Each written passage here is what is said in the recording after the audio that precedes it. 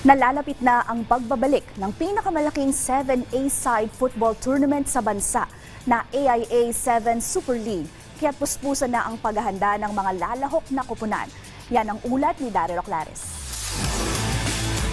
Higit 2 linggo na lamang ang inihintay bago muling magsimula ang kauna-unahang 7-a-side football tournament sa bansa na 7 Super League.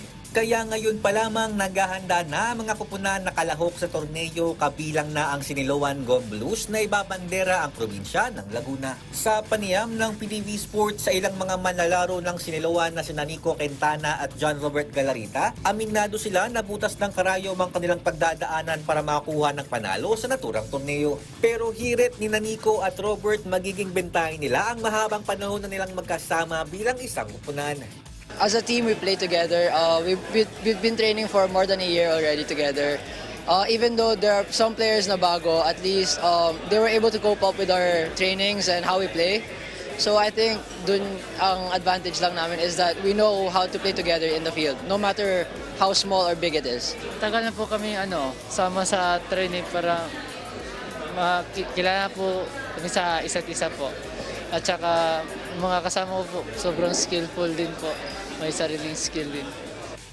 Para naman sa kanilang head coach na si Abdullah Pasyon, magandang plataforma ang liga para mabigyan ng pagkakataon ang mga grassroots football players ng bansa na maipamalas ang kanilang galing. Itong ligang ito yung maganda.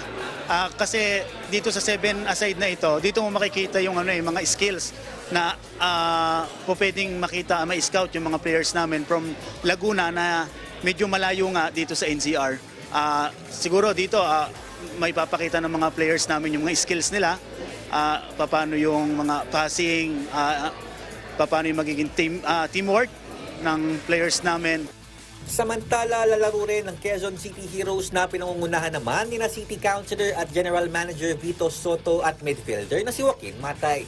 Ayon kay Soto at Matay, suportado nila ang layon ng 7 Super League na mas palawakin ng football sa bansa. So this will be able to show the kids in the grassroots that may mapupuntahan yung football. Hindi lang yung hindi yung maglalaro lang sila, pero syempre if they get into football, they'll be able to have scholarships in college and maybe get good football contracts in the future as the sport continues to grow. We're just looking to expose the footballing sport to the Filipino people and hopefully gain more traction and more younger players and younger supporters play the sport, because that's the goal.